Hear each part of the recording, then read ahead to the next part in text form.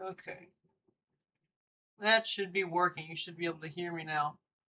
Today we're going to be making a tier list of the Lucky Pals currently in the game. This is only through Dawn of Palpagos because that's what's actually out so far. The Lucky Pals are probably the most important facet of your deck, except for a handful of... There's some structures that are really important, and maybe a couple... I don't know, none of the events are like game-breaking. There's a few gears that are good, but not deck-building worthy.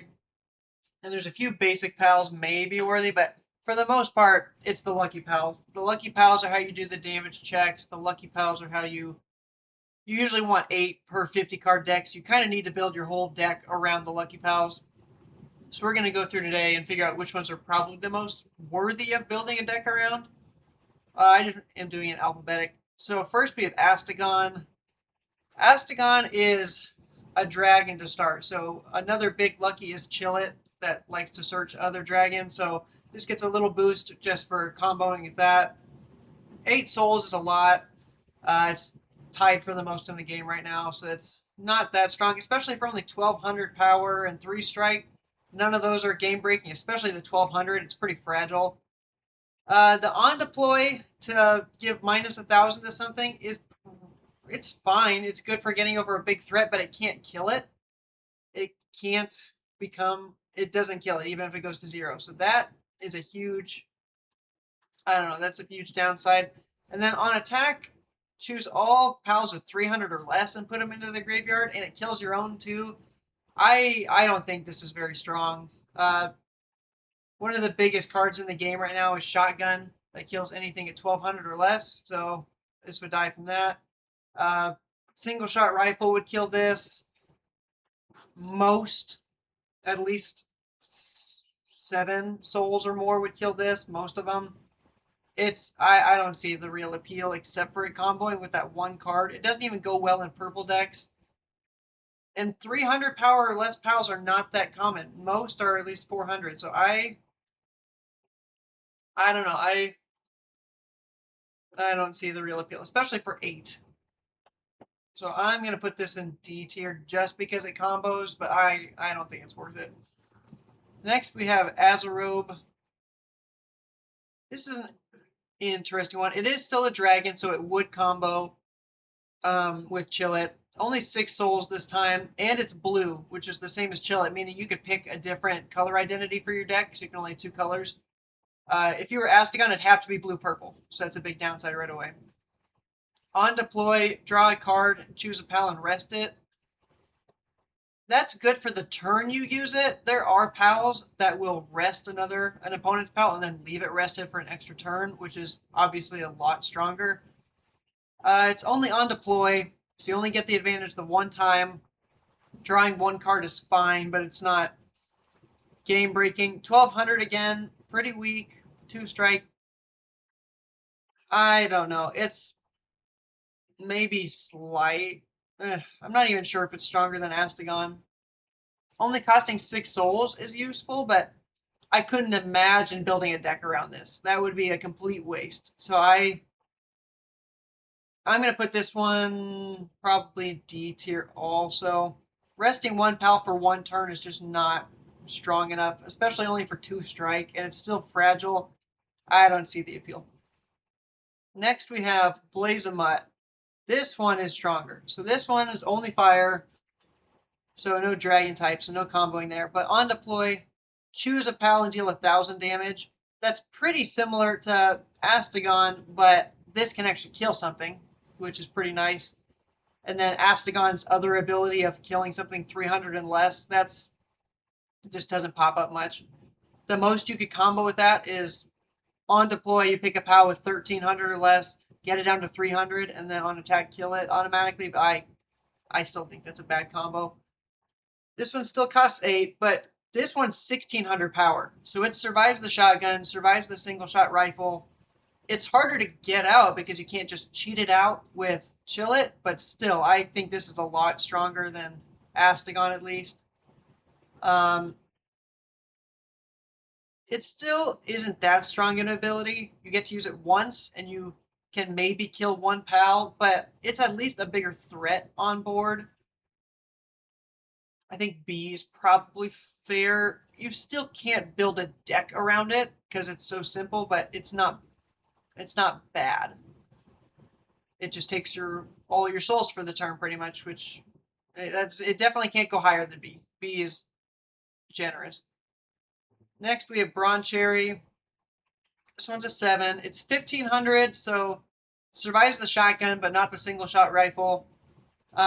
Its ability is it has taunt, so cards with taunts have to get attacked first, which is a strong ability if you put it on a big beefy pal. I think it's better on something bigger like a Mammorest at like 2000, but 1500 is not bad, especially because single shot rifle isn't going to play that much. 3 strike 1500 is still fine. It is a little easier to cheat out with certain cards, like Lyleen combos with it a little bit. It's still, at least you could build a deck or at least a strategy around it. If you put this out in taunt and you have other more fragile pals out there that they have to get through this before they can get to them, then it's a little better. It's at least in front of Blazamut. I don't know if it's going to go, I don't think it's A worthy because it's a little fragile, but it's not bad. Next is Bushi, and I think this one actually is probably the best one we've seen so far. Only a 5 cost, which is pretty good. 800 power, super weak, 2 strike, but the main thing is it can attack twice in a turn if you have 10 souls.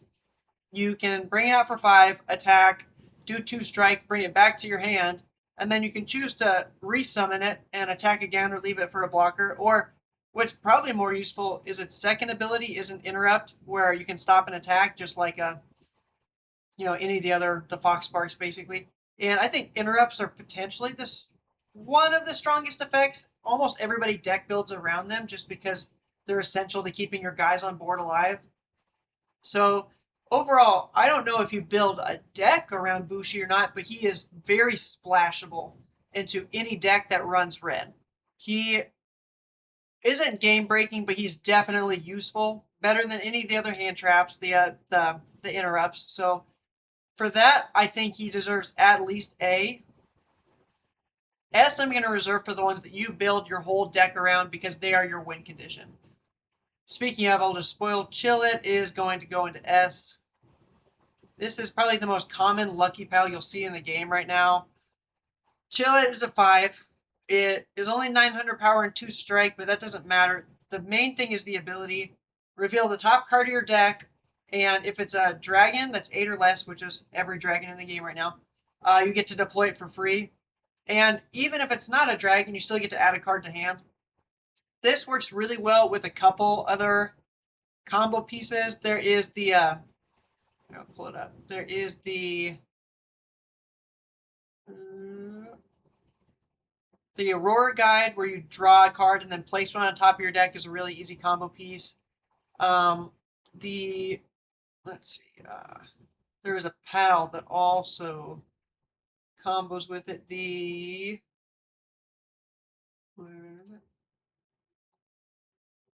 Elphadran Aqua. It does cost 6 souls, so you need to run green so that you can get more than 10 souls in a turn. But if you do that, this draws 2 cards and puts one on top of the deck. So you could play Elphadran Aqua as long as you have the extra souls for the turn using like a feed box or the cola machine. Place a dragon on top of your deck and then bring out Chillet, and then you have a full board basically of dragons, assuming you have one in your hand to put on top of the deck. And that right there is enough to at least cheat out some pretty big threats. If you use it with a Jormuntide Ignis, regular Jormuntide, an Astegon, Suzaku. No, Suzaku's not a dragon, but there are a couple other dragons that are worthwhile to use with it. And that is a pretty big threat. And Chillet is still a 900 2-strike on board after that. Only costs 5 souls, so you can still do other stuff with your turn. If you have ways of getting it back into your hand, you can keep cheating out the ability. So overall, Chillet, definitely S tier, just because you do make a deck around it, and it is a pretty good win condition, I think.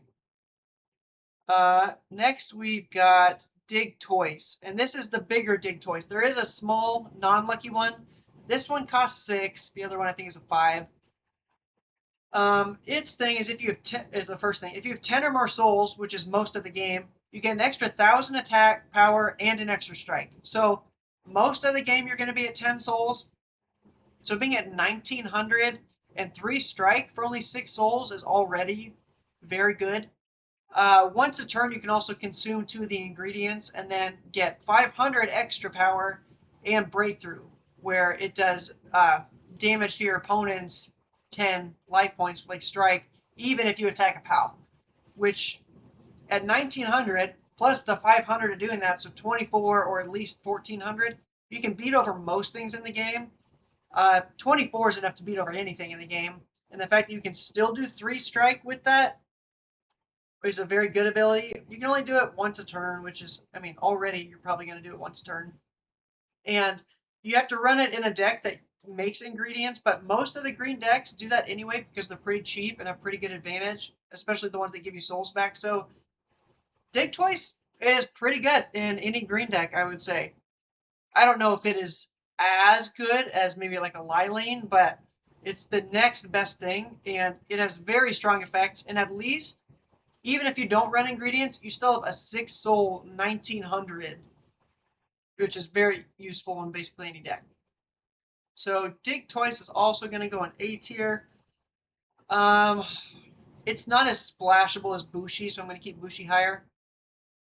Next, we have Elizabee, who is probably the lucky I've used the most so far, even though it's definitely not the best.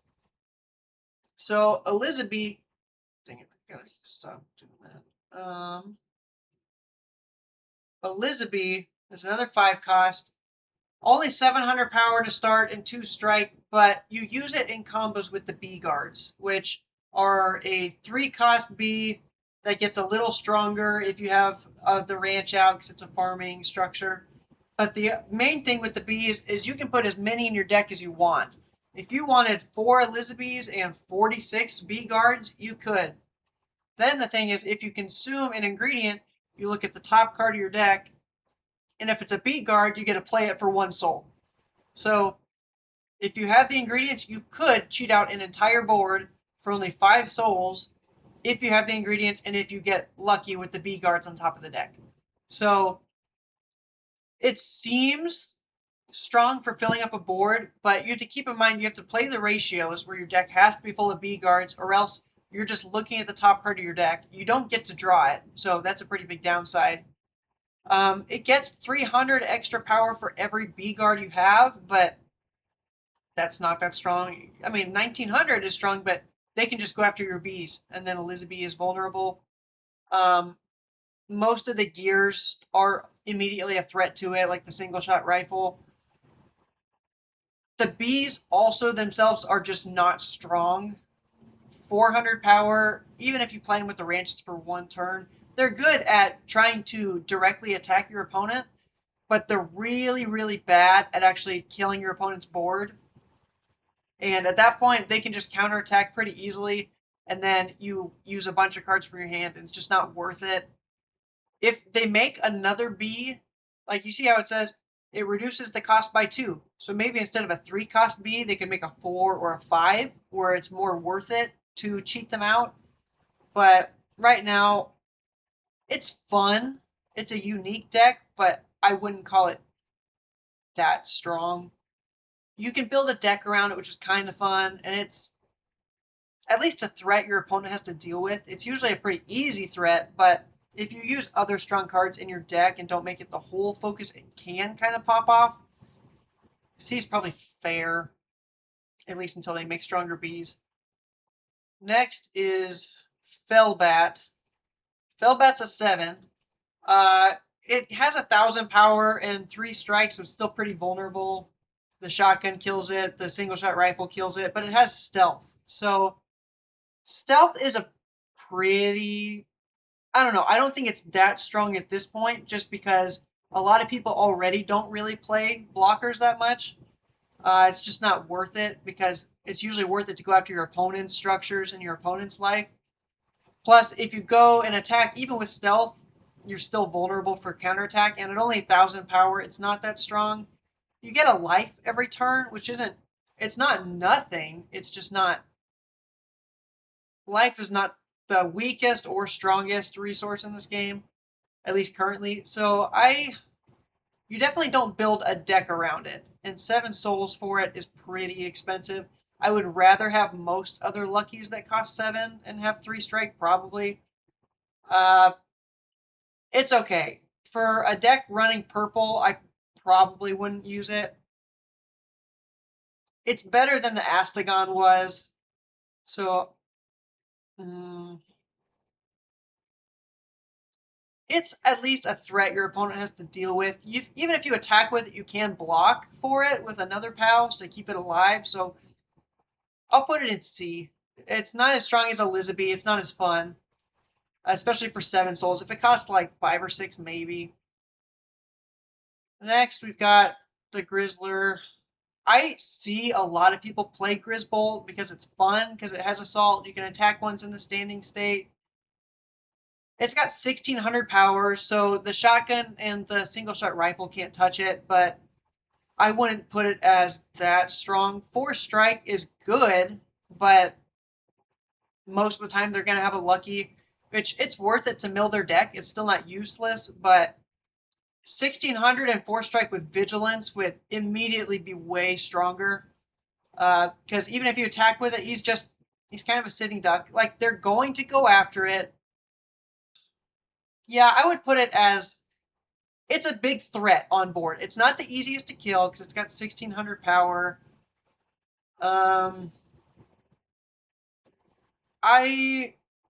It's probably fair to put it in B just because it's such a big threat.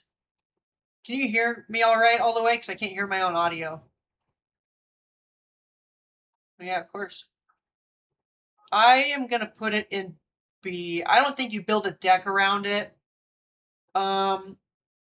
Is it a bigger threat than Taunt? I'm going to say no, not on a beefy guy, just because you can kind of play around the Broncherry and use it to protect your other guys, and Grizzbolt can't really do that. He's just good at taking out other luckies, especially ones that are not blocking. And yeah, let me know in the chat if you have any other opinions or anything. Let's see, I think B is probably fair for that. Next, we've got Helzephyr. So Helzephyr is another 7, only 700 power, so super fragile. 3 strike is good, but most luckies are around 3. Nocturnal is not the strongest ability in the game. Plus 300 power. You're going to need several stacks of that to get over most of the luckies. It's just too weak. The other thing, if your Nocturnal PAL is deployed, if it's night, you get to choose one PAL with cost less than or equal to that and put it in the graveyard. So that is pretty decent because you can kind of play this first, keep it alive, and then try to spam the board with other Nocturnals to try to kill your opponent's board. And that's not bad. There's not that many strong Nocturnal ones, so you can't kill many big things, but overall, it still gives pretty big advantage. And you get to build a deck around it, so I'll put it at the bottom of A. Next, we have the blue Jormuntide. So this one, 8 cost, pretty high, but 1,600 is still good. 3 strikes still good. On deploy, you draw a card, and if it's a 7 or less, rest it. Or then you choose opponents 7 or less and rest it. It rests it for 2 turns, which is nice, but I don't know. For 8, that's still pretty expensive. 1,600 survives the one-shot rifle, and it does combo with the Chillet, so it's not bad, especially because it keeps the blue card identity. But I don't know. Only being able to choose a 7 soul or less PAL and rest it is really frustrating because if they have an 8 cost that's the big threat, you can't do anything about it. So I can't put it that high. It still combos well. If your opponent runs a lot of 7s or lower, which is a fair amount, you could still rest like a Grizzbolt or something. It's not bad. So I will put it I'll put it at the top of A. It goes well with the Chillet specifically, so you don't have to pay the really expensive 8 cost, but I wouldn't make a whole deck around it. Let's see. Next, we have Jormuntide Ignis, which is probably the stronger version. 1704 strike, so automatically an upgrade there for an 8 cost. You do have to run red, which, I mean, if you wanted to run this with Chillet because it's still a dragon, then you have to run blue-red, so that's the downside. It has the ability, though, where you can pay an extra 3 souls or discard 2 cards, which is the more common one, to stand this. So you can attack twice in a turn, or you can attack once and then stand it, and then be able to use that as a blocker.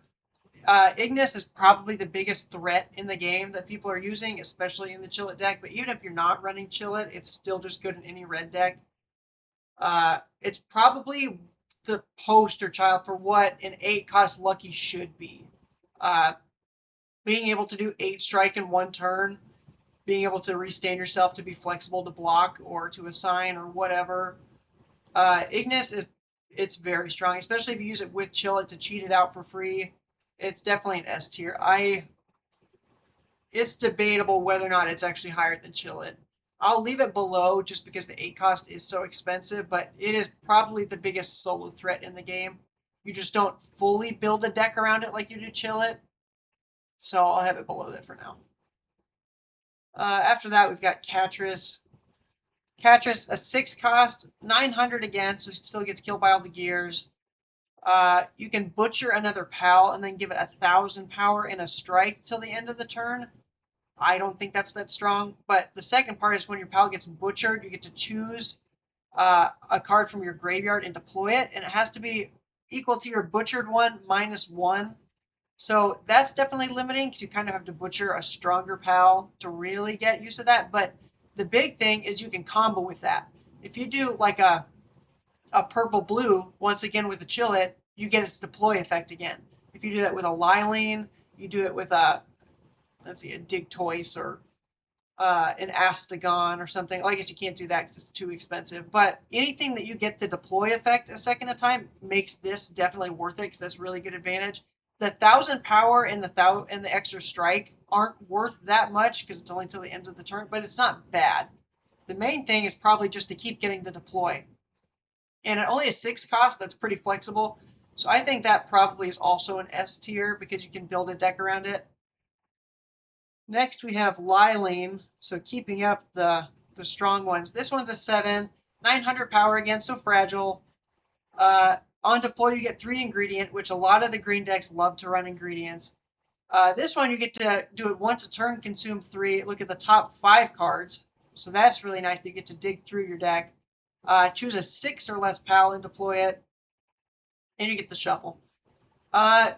It being 6 or less is pretty weak, but you can still combo it with a lot, like a Bushi or a Elizabee if you're running the B deck. It is pretty good. I mean, looking through the top 5 is going to be flexible no matter what, and it can be used with any deck. It doesn't have to be a green pal. So, and the fact that you get to do that once a turn, especially if you run ingredients in your deck, this is very flexible, very good, especially if you can keep it alive. It's definitely worth the 7 cost because it's still immediately a threat that your opponent has to deal with. It'll go in S tier as well. I'll probably put it ahead of the Katress just because it's a little easier because you don't need pals on board to butcher. Let's see. Next, we've got the green Mammorest. So this one's an 8. It's 2,000 power. So it's the strongest in the game for base power value. 4 strikes, fine. And when it dies, you get 3 ingredients. The main thing is that this is just a beefy guy. It'll survive any of the gears pretty easily. You have to attack it with more than 1. And the best thing you can do with it is there's a gear that gives a pal taunt. If you give Mammorest taunt, he's instantly a great set of defense. It takes multiple cards from your opponent to kill it. It's not going to kill your opponent on its own, even though it has 4 strikes, so it could. And it can take anything in a one-on-one fight. But the main advantage is if you play it with other cards that you keep alive with the Mammorest that you give taunt, and then very flexible after that. At 2,000, it can kill anything in a one-on-one fight, especially on your turn. So even though it's simple, it's still very strong.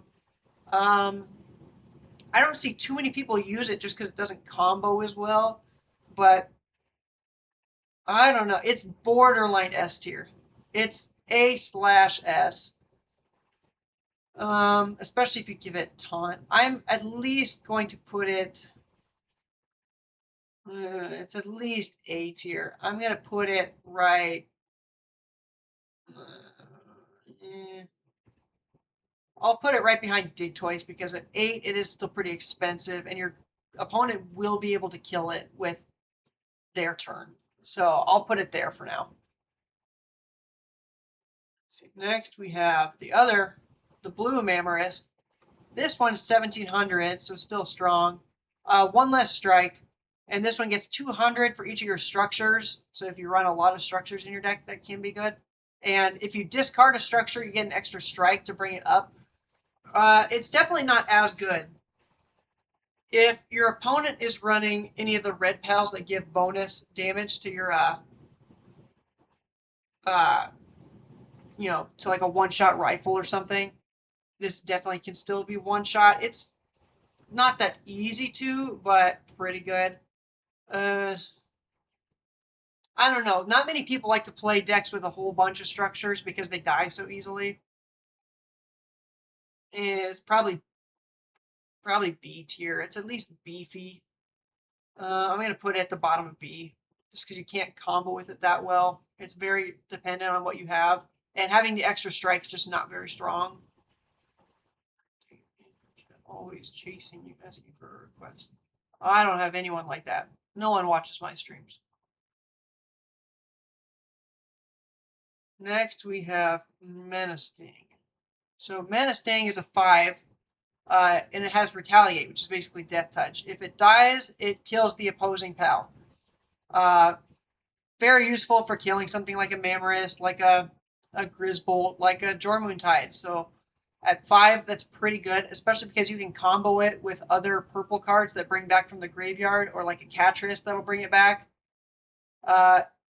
And if it dies, you get to return a normal pal, which is almost everything in the game right now. It's just not the lucky ones. So there's a lot of good normal pals. Yeah, Menasting is very well-rounded. I wouldn't think you would build a whole deck around it, but it definitely can be splashed into any purple deck and still have pretty good value for taking out threats. It's always a good blocker because anything that attacks it is going to die. So if you want to assign it to a structure or something, you get that benefit. So I'm going to put it in A tier, probably. For the 5, I'll put it below Digtoise. Let's see. I'm actually going to move Jormuntide down because you can't use it on its own that well. So I'm going to put it right there. Next, we have the Ragnahawk. This one is being played in a lot of red decks because it's simple. It just gives 500 power and a strike to all of your other red pals when you attack. So you attack first with this one onto something that's not a big threat, and then all of your red pals get beefed up. You play it a lot with a lot of the weaker red cards, a lot of the cheap ones like the Fox Sparks and the Rubies and stuff like that. If you have 4 of them, you can attack for game in 1 turn, and that is always going to have good value. 500 power is a fair amount. It's definitely not bad. It's pretty strong. You do build a deck around it.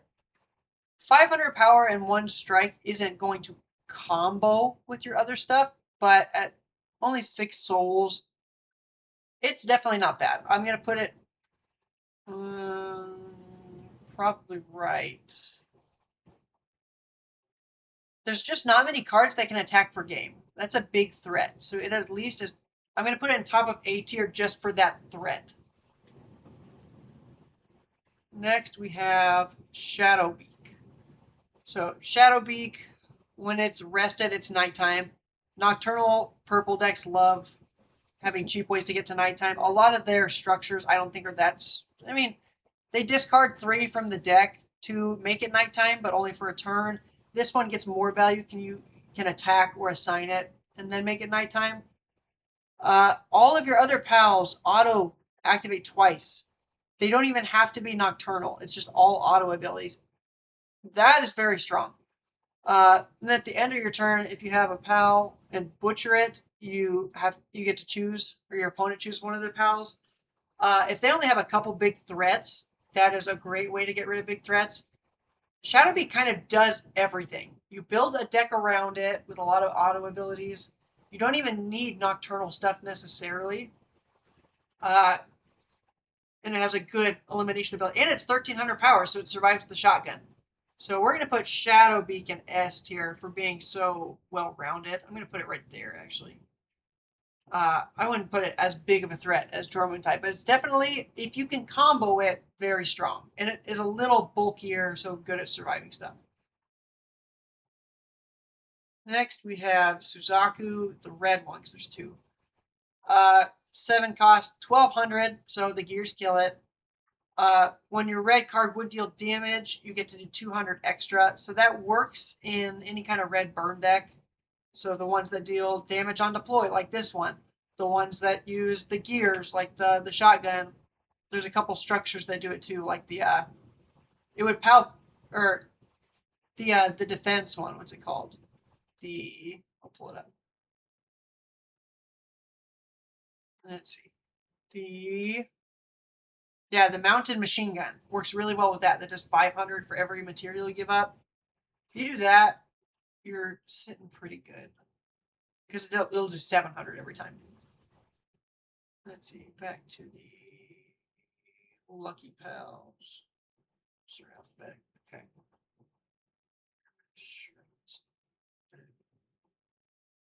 Let's see.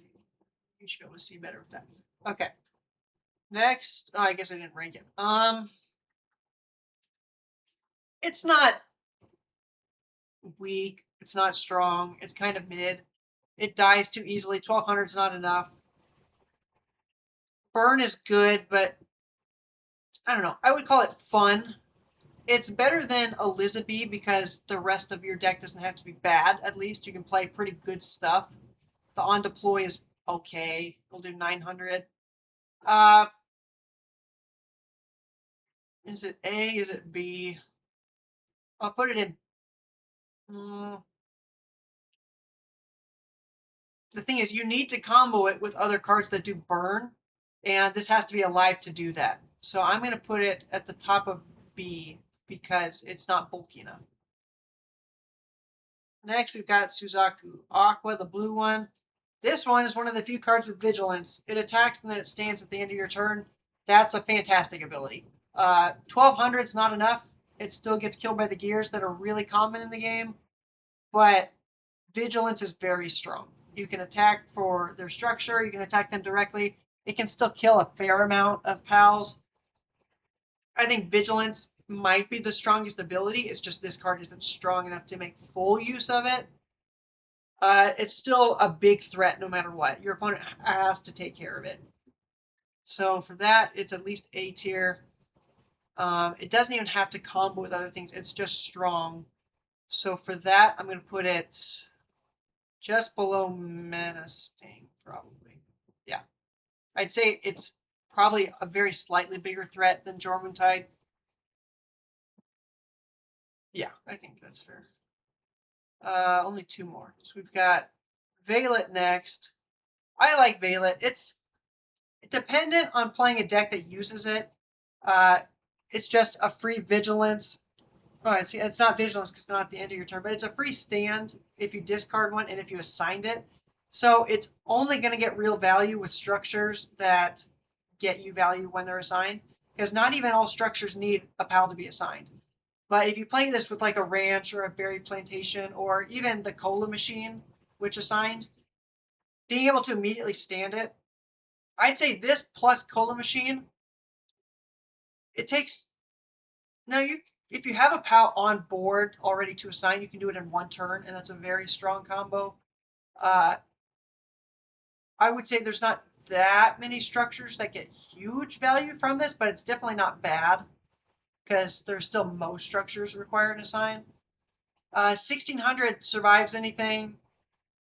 3 strike. It's it's good. If you build a deck around it with structures, this is strong. So where does it go? It's definitely A tier. You can't go for game with it. I am going to put it... Is it stronger than Digtoise? No. Because you still can only use it once per turn. Stronger than Menasting or Vigilance. I would put it... it's not stronger than Vigilance. I'll put it right after it. Because it's at least bulky and hard to kill. And that is a huge pro. You can also just use it as a blocker. You can assign it, discard, and stand it, and use it as a blocker. And it's a very strong blocker. Because it'll survive any gear. So... yeah, if you use it that way, it might even be stronger. Yeah, I'll put it in front, just because there's too many ways to get rid of 1200s right now. Last one is Wumpo. The blue one, not the green one.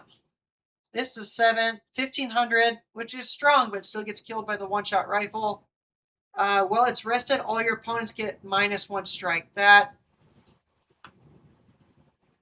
I don't think that's good. Strike is not the big threat. The big threat is them clearing your board. That's still stronger than attacking for game right now because it's too hard to get a full board.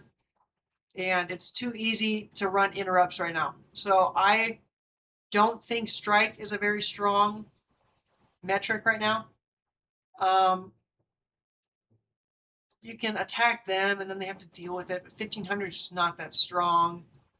I think it's going to go in D tier. Let's see.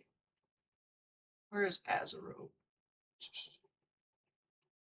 It's just draw and rest. And it's 1200. I will put it above Azurobe. Is it stronger than Astegon? It's -1000 but doesn't kill and kills the 300. It is, yeah, it's definitely stronger than Astegon because Astegon is terrible. You know, Astegon gets to go last. Let's see. Do I want to revisit any of these? I want to look at Helzephyr one more time. Nocturnal, you can just ignore that. When your Nocturnal Pal's deployed, if it's night, choose a Pal with cost less than or equal to that and put it into the graveyard. The big thing is it's so fragile. You have to bring it out and then pray it stays alive. And then if you bring out a big Nocturnal Pal, which there's not that many strong Nocturnal Pals. Let's just look at that. Any of these, I want ones with Nocturnal. Is there even... There's not even an 8-cost Nocturnal in the game right now. Oh, these are terrible. Oh, yeah. It's going down, actually. You're not going to discard an interrupt if you're even running that interrupt. You're more likely to discard these. And then it's that -1. Or no, it's that or equal. So you can kill a 3 or a 2. No, that's terrible. It's moving down. At least until they bring up better cards, this is going... Yeah, it's so situational. Yeah, it's... And this card pool, it's terrible. Running a lucky for that, no, it's... Yeah, it's bad. And it's only if it's at night. So you need some kind of way to make it nighttime too. That's terrible. That's last right now. That's even worse than Astegon because you can't even combo it. This is the list right now. Let me know if you guys think there's anything really wrong with it. I think it mostly gets the gist of it. In the right deck, any of the S's or A's are good. The ones in B are usable and they have value, and C's and below are probably not worth it to use in any deck. Until they get a better card pool, C and D are very mid at best. I'm going to end the stream there. Let me know what you guys think. I am, yeah, excited to keep talking about these.